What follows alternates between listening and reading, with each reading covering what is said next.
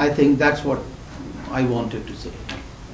If I'm correct, I don't remember really. When did I say this? We'll come back. We have video also. Yeah, we can. Would you like to respond to comment and the question? I think, thank you for this wonderful query. But what the point I'm trying to make that, I must not compare it. I'm saying that even the most affluence is not to survive, then what to say about the poor who has not yet weakened. That's what a point I was trying to make. I was not comparing. My ambit of the talk was South Asia. So, I will restrict myself, because if you want another presentation on West, definitely you can say that. But, as a South Asian sociologist, looking West, I have concluded, still I'm taking it a very bold, I'm making a very bold statement, and I will stand by whatever you do today, that globalization is a failing ideology.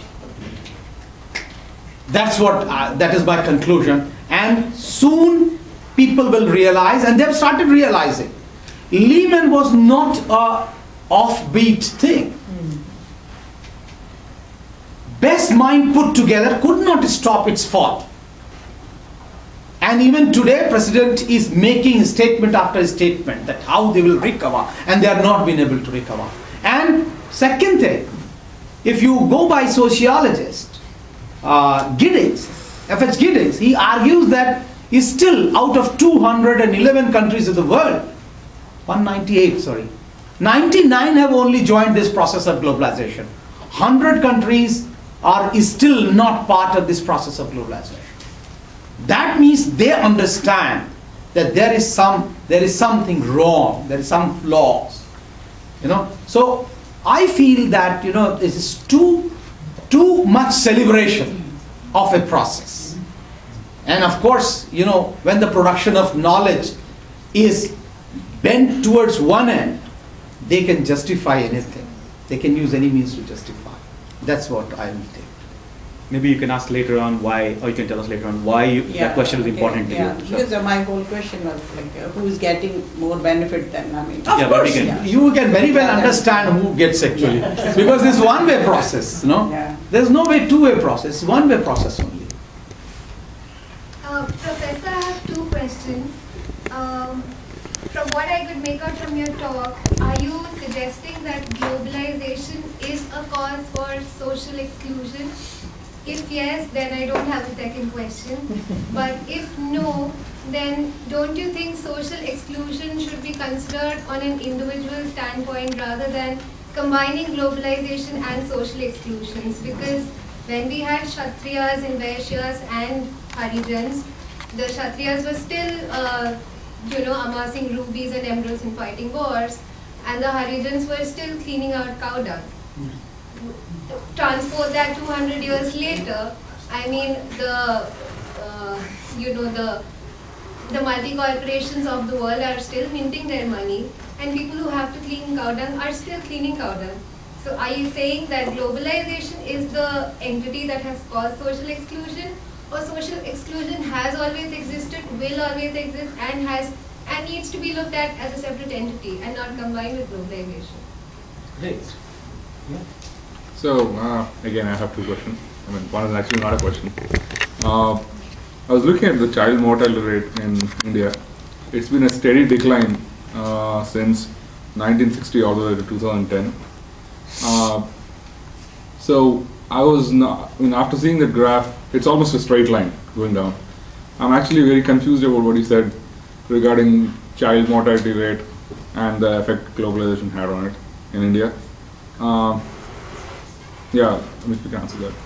Yeah, I'll take a third question.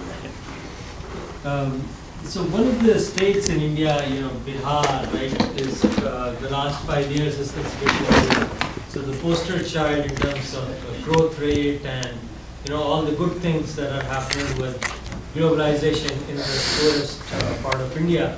And it also happens to be the same state where there have been massacres of Dalits, organized pogroms against Dalits, whether it's Pathani Tola or Lakshman Gurpate, They took lessons from this, the Ranveer Sena, and they were used in 2002 in Gujarat, or not to forget 1984 in Delhi. So do you have any comments between this complex relationship that exists between globalization, the same forces, Nitish Kumar, and same forces that are actually there are the champions of globalization, yet are the defenders of this really oppressive caste-based system, in a place like Bihar? Well, the first question, of course, I'm not making a statement that exclusion is because of globalization. But globalization has multiplied the effect of exclusion. That is my statement. It has increased the intensity.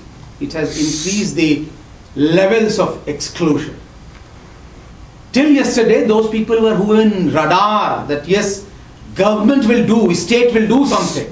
The state has retreated back, and it is retreating slowly and gradually much more faster today. So that is one I can definitely say. Now, when we say that,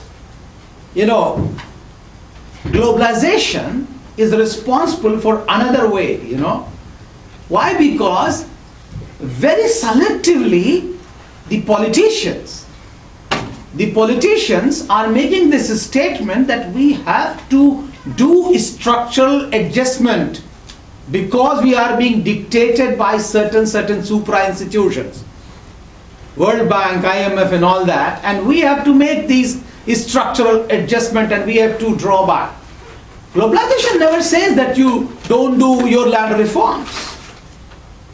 But they're not doing it, and therefore, under the garb of process of globalization, they are taking away whatever little bit which was there for the excluded communities. This is what I wanted to say. The second thing is that in the process of globalization, the exclusion which was local has become global. And if you can do a study, you please go to shadi.coms. Just click it. That's a translation for marriage sites. Yes. Matrimonial sites, websites, matrimonial websites.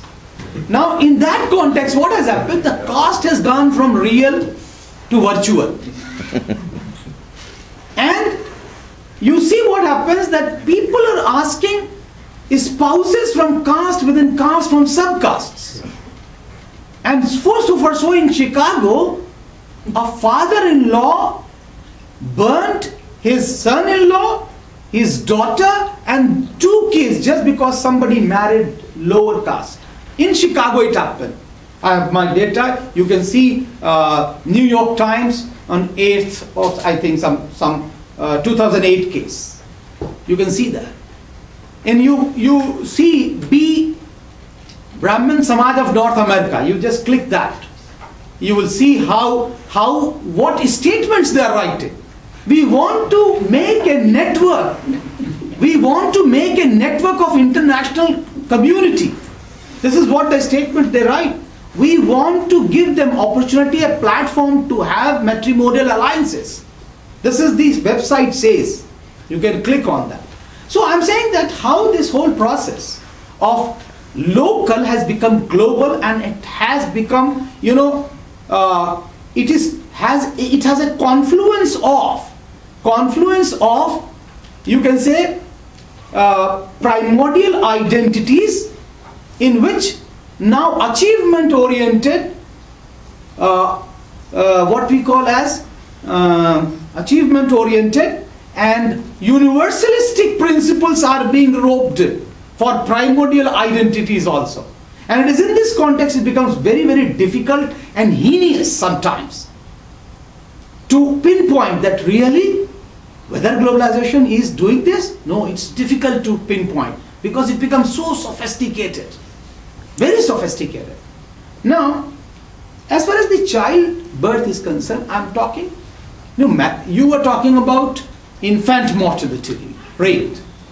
I'm only talking about how the birth which are related to hunger and other diseases. That's what particular data may be not matching. Yeah. But Yeah. mortality is different. Now, the third Bihar story, I don't know which indicators you are talking. Because a economic principle is that growth, a high growth on a small base is not at all. It will not hard longer. It will not last very long. On a small base, there is no industry which has come to Bihar till date. Not even a single industry has come there. And development without industry, for me, it's difficult to understand. Difficult. Second thing, what has gone there is only construction of roads. And construction of road is not a state's policy. It is central's policy, the money which is lying down there. Now what you are talking, which I can say is that governance has changed. And that is giving a space, UP is equivalent according to RBI report. UP's growth rate was, equivalent to national level. But no paper highlighted that. Nowhere it got highlighted. But Bihar, with a special case, with a special effort, and Special bias. no, I will say that politics of media. How politics of media tried to highlight that case is something to adhere. And is still the status of Dalits, if you see, the same way they are being butchered. It's that it is not being reported. The group actually, murder happened long back in Lakshmanpur Bate. During Lalu's period, no group murder took place. And poverty also reduced in Bihar. That is also true. So the point here is, if you see that, democracy versus governance, I am a votary of democracy rather than governance. I will remain with the people. At least people had voice. Today, people do not have a voice. What the whole rule has coming back. They are only talking about, chief minister going everywhere. If chief minister goes and sits and gives chief minister goes and sits and gives a Janta Darbar, he has a Janta Darbar, people think that, look, administration has come to your end. But that is not the case. Why democracy should not be there at your own door? Why chief minister has to come to your door? So I have still very early, it's too early to celebrate Bihar as a case of development. But I was being facetious when I was saying it was a poster child. Thanks. Ambedkar in 1946, when he spoke, Dr. Ambedkar, the Constituent Assembly said that social justice in India can never become a reality unless you have a socialist economy. My question to you is, are mainstream Dalit leaders, based on identity politics, are they doing a great disservice to the Dalit community by dissociating the class struggle from the Dalit struggle for dignity and self-respect? Because recently in Bathani Tola that he just mentioned, the High Court overturned the judgment of the Sessions Court. In 1996, 20 Dalits were killed, as you know, in Bathani Tola by the Ranveer Sena. And essentially, these Dalits were asserting themselves and they were associating with CPIML. So it was a great threat to the ruling powers that the Dalit community was asserting for independence and was talking about class struggle. So basically my question to you is, are the mainstream Dalit leaders doing a great disservice by dissociating the class struggle from the Dalit struggle? No. Big no. Why? Why? Because actually, what has happened that the Dalits, which had nothing at their disposal except identity, that they are what? They had one power, and that was vote. That's what was given. And despite of all drawbacks, they started learning. They started learning the tricks of the trade that was democracy, or that is democracy now. They started learning, and they have learned the lesson in such a big manner that they formulated their own political party and they have won the election. This is one story. And thereby they have contributed in strengthening the Indian democracy. Now you are talking about a class struggle which doesn't believe in democracy at all. Neither within, neither outside. They want to demolish the state itself. Now if you are talking about Ambedkar, Ambedkar did talk about a socialist economy. But in the end, he also argued that there are other views to create. There are other milieus which to create a democracy. And this was political, social, economic, and of course, educational. All these institutions have to be made democratized. But the issue of class struggle, which you are talking, I fail to understand that how it strengthens Indian democracy. Indian democracy is much more strengthened by people participating in it. Those who were excluded for centuries, they started participating now. And I think participation is making much more fruitful an exercise rather than taking an arms. And within an arms, you have not come to the story, inside story. I interviewed Dalits who were part of CPI-ML with arms. And what they have to say? They argued that when we organized an area and when it came for our promotion, they refused to us a promotion. They sent us in another area to organize in a new area. Even the Sten guns, even the SLRs distributed on the basis of caste. This was not, in Bathani told that they did not have arms. No, I'm not talking about. You are talking about the culmination of class struggle. Where will it lead? Where will it lead? Class struggle will lead somewhere else. It is not going to be ending there. Class struggle will end up, I'm saying in arms struggle, where 158 districts of India are unapproachable even today. If I have understood you correctly. No? Okay. Maybe we'll come back to you. Sir? Yeah, just pause. Yeah, I have a couple of conceptual questions and comments. I'm a philosopher and also banking consultant, so I come from both sides. So thank you very much for Vivek, for thought-provoking presentation. This narrative of modernity and tradition is actually very suspect. And that all arguments for that it is completely bogus and has really no real basis in terms of it's a construct, that 18th century, 17th century empire builders had to construct a narrative.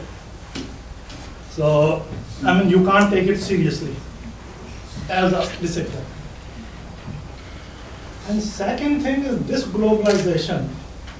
This is not the first time a globalization process has started.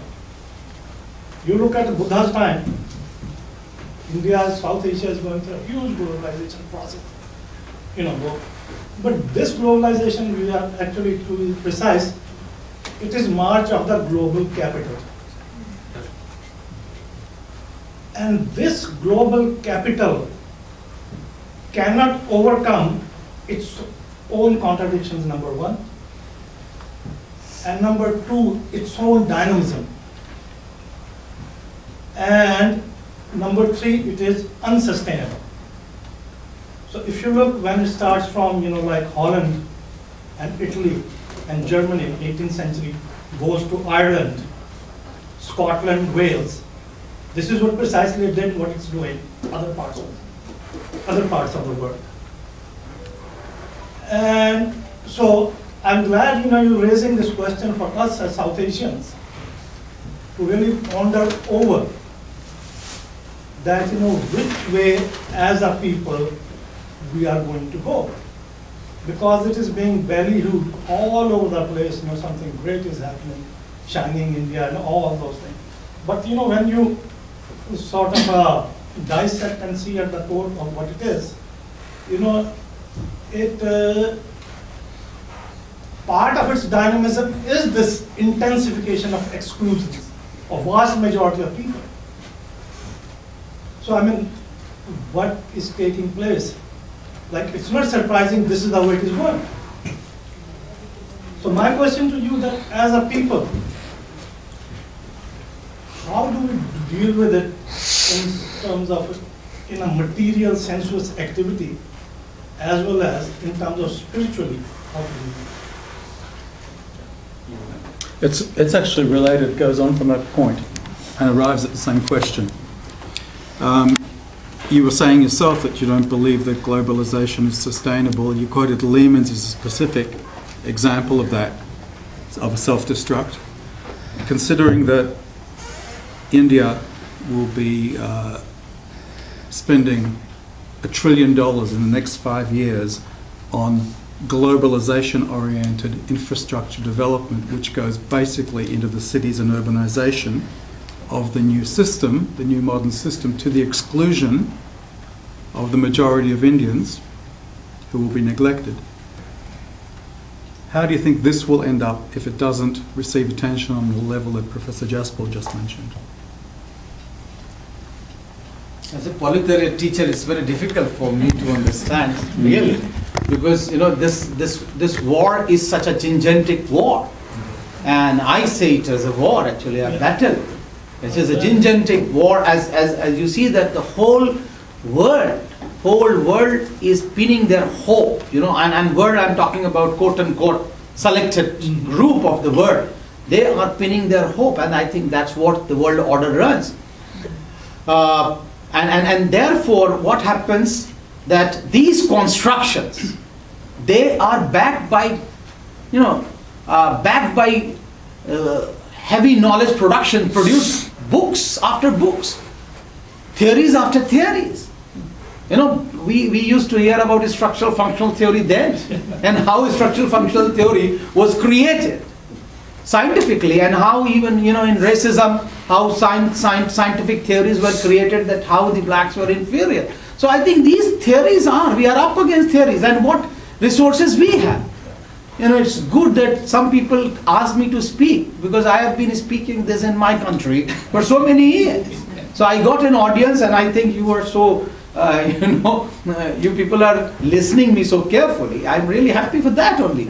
So as a small teacher of a university, I have only one weapon, that I can speak the truth, whatever little bit I have. But of course, it is exploitative. In the rooftop, or actually, you know, even in Empire State Building, I'll go and shout that it is really exploitative. It is exclusionary. It is exclusionary not only individual but countries as well. Sir, I have one very simple question I wanted to ask. You spoke of two kinds of anti-colonialism, and I understood one of the words, replicative, but I try as I could, I didn't get the other one. Retreatist. Retreatist. Yeah, retreatist. They went, they stayed for some time, left their remnants, and came back without wiping it out. I see. Then I had something else to say about this issue of modern globalization, the modern globalization aggravating the exclusion problem. I think it has to do with the non-sustainability. The ideology used to be that it was not a zero-sum game, that there's going to be more and more. So as the richer got richer, the poorer would come along, would all trickle down, everyone would be better off, the pie would get bigger and bigger. But now there are ecological hedging, and people are worried about ecological limits to this. The world population is going to be 9-10 times as big as it was in 1800, and I think a lot of people who are in the middle class and above are worried that it's a zero-sum game. There's not going to be enough for everybody, and that is causing them to be willing to exclude the others. I think it has to do with the fear that it's a zero-sum game that we're getting into because of the ecological limits. That's a sad indictment on mankind, isn't it? Just to go straight for exclusion. Do you want to respond to that? Yeah. That's fine. I think you have a point, of course. Ecology and environment is, of course, an integral part.